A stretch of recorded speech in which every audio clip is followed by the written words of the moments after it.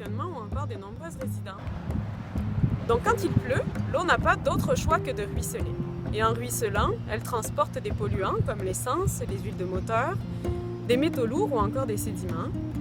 Et dans un mode de gestion conventionnel, on va chercher à évacuer cette eau de pluie-là le plus vite possible. Donc, l'eau va être dirigée dans les canalisations et les égouts, et en fonction du type d'égout, soit unitaire, soit séparé, l'eau va se diriger vers la station d'épuration ou directement dans un cours d'eau. Les réseaux d'égouts sont surchargés, les risques de refoulement et d'inondation augmentent, de même que la contamination des cours d'eau, en plus de réduire la recharge de la nappe souterraine. On sait tous que ces événements extrêmes et intenses de pluie vont augmenter avec le réchauffement climatique, comme toutes ses conséquences. Et dans ce contexte, la gestion durable des eaux de pluie peut nous permettre de nous adapter efficacement et de réduire l'impact de ces pluies intenses. Dans la gestion durable des eaux de pluie, on voit l'eau de pluie comme une ressource et non pas comme une nuisance. Donc plutôt que de chercher à évacuer l'eau de pluie, on va chercher à la conserver sur place. Certaines municipalités commencent déjà à s'adapter en mettant en place des bassins de rétention qui vont stocker le surplus d'eau de pluie qui provient du réseau d'égouts pluvial, des noues ou encore des tranchées filtrantes qui vont ralentir et retenir l'eau sur place dans des secteurs à forte pente, par exemple. Et à notre échelle de citoyens, on a aussi un rôle à jouer. Certaines des municipalités ou des villes de notre territoire ont procédé au débranchement des gouttières, ce qui constitue une première étape à la gestion durable des eaux de pluie à l'échelle du citoyen. Une fois débranchée, la gouttière doit être dirigée vers une surface perméable à 3 mètres des fondations, sinon elle en menace l'intégrité. Une fois que la gouttière est débranchée, il faut gérer l'eau qui sort de la gouttière.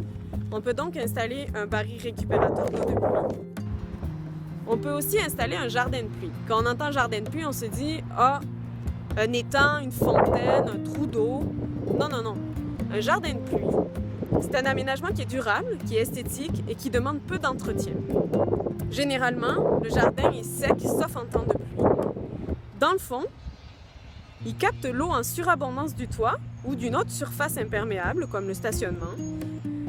Un jardin de pluie, ça a un fonctionnement relativement simple. L'eau arrive dans le jardin par ruissellement.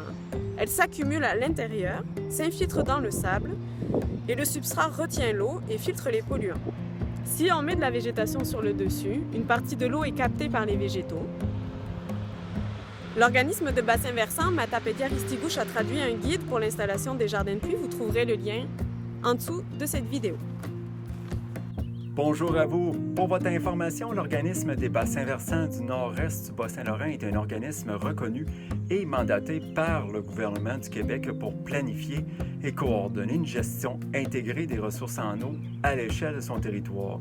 D'ailleurs, le territoire inclut les bassins versants des rivières Trois-Pistoles, Rimouski, Métis et Matane et donc en concertation avec les différents acteurs de l'eau présents sur ces bassins versants, nous avons réalisé un plan directeur de l'eau afin de s'assurer en concertation d'une eau de qualité et en quantité suffisante pour les générations à venir.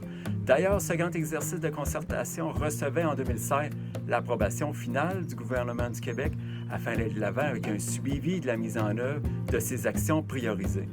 Nous réalisons nous-mêmes certaines actions de ce plan directeur de l'eau-là à travers des projets spécifiques, notamment d'acquisition de connaissances et de sensibilisation. Pour plus d'informations sur l'organisme de bassin versant, je vous invite à voir directement notre site Internet à obv.nordestbsl.org. Et en attendant, je vous souhaite un excellent juin, mois de l'eau.